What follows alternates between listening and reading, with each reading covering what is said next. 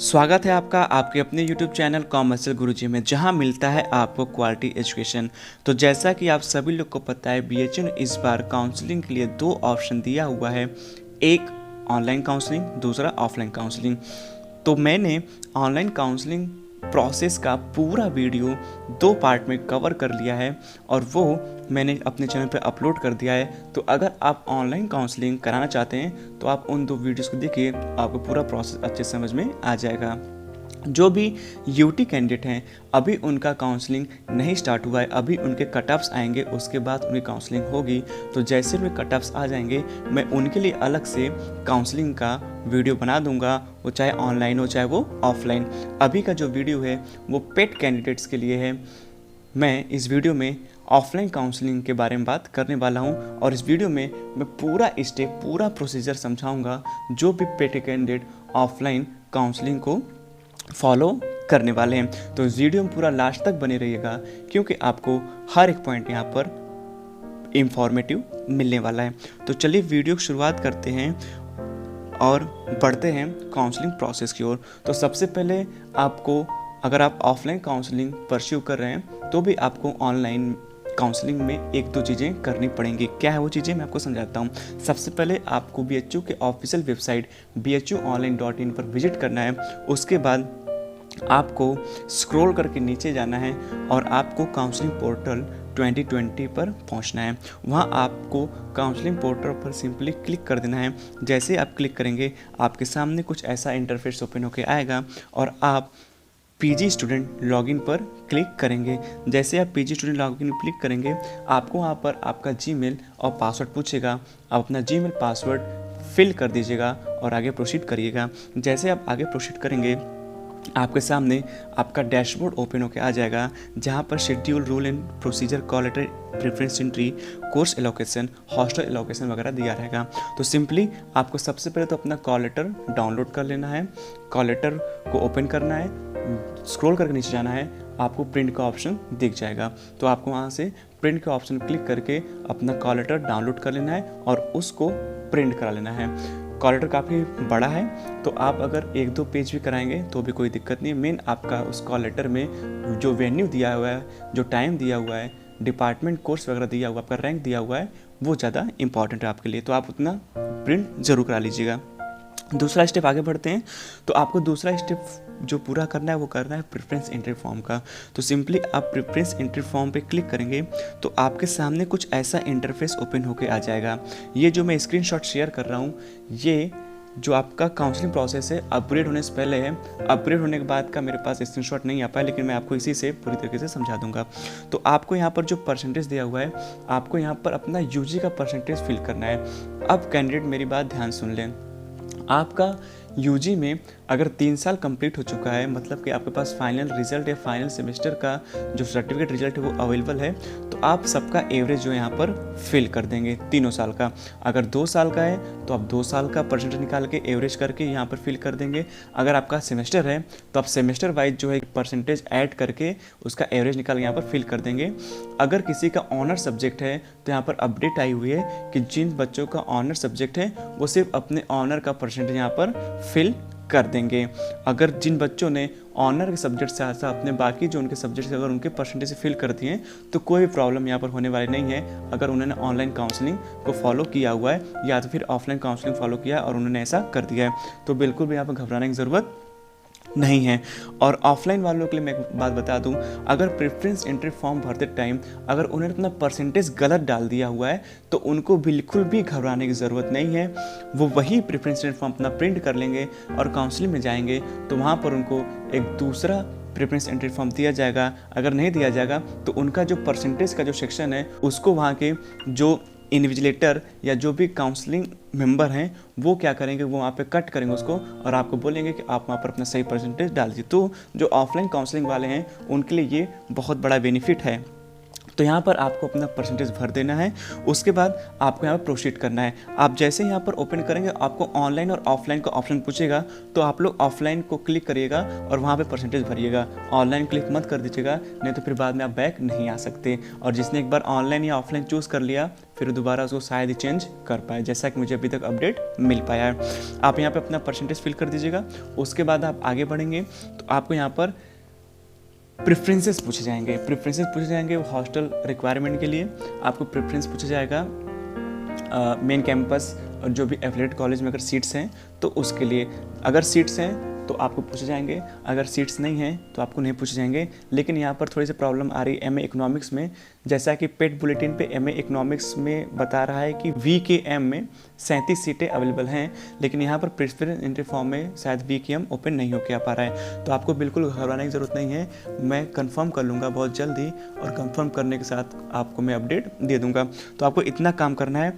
इतना काम करने के बाद आपको अपना प्रेफरेंस एंट्री फॉर्म प्रिंट कर लेना है। प्रिंट मतलब सेव कर लेना है, उसको प्रिंट कर लेना है और आपको काउंसलिंग के लिए जो है कि अपीयर होना है। तो आपको यहाँ से इतना काम करना है। उसके बाद क्या क्या डॉक्यूमेंट्स रिक्वायर हैं, क्या क्या चीज़ें आपको आगे करनी है, अब मैं आपको समझा देता हूँ। उसके बाद आपको यहाँ पर कई सारे डॉक्यूमेंट एंड सर्टिफिकेट दिए हुए हैं, आपको इन सबको काउंसलिंग में लेके जाना है। सबसे पहले आपके पास तो जो BHU एंट्रेंस एग्ज़ाम का एडमिट कार्ड होगा आप उसको ले लीजिएगा, और जो भी डॉक्यूमेंट्स हैं सारे डॉक्यूमेंट्स कम से कम 3 फोटो कॉपीज़ आप करा लीजिएगा। दूसरा BHU entrance exam rank card, इस बार शायद रैंक कार्ड नहीं आया हुआ है, जो कॉल लेटर है आपका उसी में रैंक दिया हुआ है, तो रैंक कार्ड का काम वही कर जाएगा, परेशान होने की ज़रूरत नहीं है। उसके बाद आपको अपना हाई स्कूल का सर्टिफिकेट, मार्कशीट या जो भी आपके पास अवेलेबल है आप उसको कैरी करोगे। ये सब सारे आपके पास ओरिजिनल भी होने चाहिए, और अगर ओरिजिनल नहीं है तो अगर फ़ोटो कॉपीज़ है तो भी आपका काम चल जाएगा। ओरिजिनल सबमिशन या वेरिफिकेशन के लिए आपको 31 दिसंबर का टाइम दिया जाएगा। उसके बाद आपको अपना इंटरमीडिएट का सर्टिफिकेट या फिर जो आपका मार्कशीट है आपको वो लेके जाना है काउंसलिंग में। उसके बाद आपका जो क्वालिफाइंग एग्ज़ाम मार्कशीट है, तो जो पेड कैंडिडेट है उनका क्वालिफाइंग एग्ज़ाम मार्कशीट जो है वो यूजी का है, वो चाहे सेमेस्टर का हो, चाहे वो ईयर का हो, या फिर वो कंबाइंड हो, आपके पास जो है आप उसको लेके जाइए। और मैं फिर से कर रहा हूँ, हर एक डॉक्यूमेंट का कम से कम 3 या 4 आप लोग फ़ोटो कॉपीज़ करा लीजिएगा, क्योंकि वहाँ पर आपको 3 या 4 जगहों पर सारे फोटोज कॉपी को क्या करना है, ऐड करना है। उसके बाद आपका जो क्वालिफाइंग एग्ज़ाम पासिंग सर्टिफिकेट है, आपके अगर यूजी के सर्टिफिकेट्स हैं अगर अवेलेबल हैं तो ले जाइए, अगर नहीं है तो कोई प्रॉब्लम नहीं है।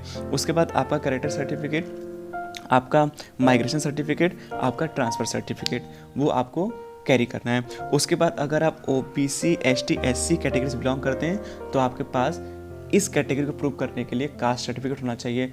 पुराना है तो पुराना ही ले जाइए, अगर आपके पास नया है तो नया ले जाइए, अगर नहीं है कोई दिक्कत नहीं, अंडरटेकिंग आपका वहाँ पर काम करने वाला है।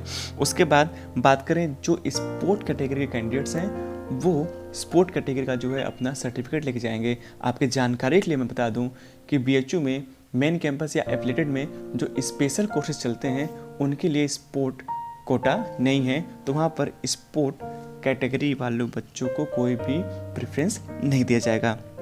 चलिए आगे बात करते हैं। अगर आप BHU एम्प्लॉई से बिलोंग करते हैं, ठीक है, तो आपके पास वो सर्टिफिकेट होना चाहिए प्रूव करने के लिए कि आप जो है कि BHU एम्प्लॉय कोटा से बिलोंग करते हैं। उसके साथ साथ अगर आप EWS कैंडिडेट हैं, यहाँ पर EWS का कुछ नहीं दिया हुआ है तो भी मैं आपको बताता हूँ। अगर आप EWS कैंडिडेट हैं तो आपके पास EWS कैंडिडेट का जो सर्टिफिकेट है वो होना चाहिए, वो 1 साल से पुराना नहीं होना चाहिए। OBC के लिए भी जो है 1 साल से पुराना नहीं होना चाहिए, लेकिन अगर पुराना है तो आप लेके जाइए। BHU अभी के लिए तो उसे एक्सेप्ट कर लेगी, लेकिन बाद में आपको उसका जो है ओरिजिनल देना पड़ेगा। अगर आपके पास पुराना भी नहीं है तो आप उसकी जगह पे अंडरटेकिंग देंगे। उसके साथ साथ जो PW वाले कैंडिडेट्स हैं उनके लिए जो प्रिस्क्राइब किया हुआ है फॉर्मेट, उस फॉर्मेटर एनेक्सर 9 के हिसाब से उनका जो है कि सर्टिफिकेट होना चाहिए। अगर एनेक्सर 9 के बारे में नहीं कुछ पता चल पाया तो कोई दिक्कत नहीं, आप अपने कॉल लेटर में जाएंगे तो आपको एक सेक्शन दिख जाएगा PWD सर्टिफिकेट के लिए, वहाँ पे जो चीज़ें दी हुई हैं वही एनेक्सर 9 से रिलेटेड है, तो आपका जो सर्टिफिकेट है उसी तरीके का होना चाहिए। उसके बाद इन सब डॉक्यूमेंट्स में से अगर आपके पास कोई डॉक्यूमेंट नहीं है तो आपको बिल्कुल भी चिंता करने की ज़रूरत नहीं है। BHU आपको वहाँ पर अंडरटेकिंग का फॉर्म देगी। अगर अंडरटेकिंग का फॉर्म नहीं देगी तो आपसे एक डीन एंड हेड के नेम से एक एप्लीकेशन लिखवाएगी, जिसमें आपको मेंशन करना होगा कि आपके पास ये डॉक्यूमेंट्स नहीं है, और जो भी टाइम दिएगी BHU उस टाइम के अंदर आप जो है वो सारे सर्टिफिकेट जो है BHU में जमा कर देंगे। तो इस तरीके से आपको ये सारे सर्टिफिकेट लेके जाने हैं, और सारे सर्टिफिकेट डॉक्यूमेंट्स का जो ओरिजिनल सर्टिफिकेट डॉक्यूमेंट्स हैं वो उसके आपको 3 से 4 फोटोज़ का भी कराना है। उसके साथ आपको अपना 2-4 फोटोग्राफ्स भी लेके जाना है, क्योंकि उसका भी काम लगेगा।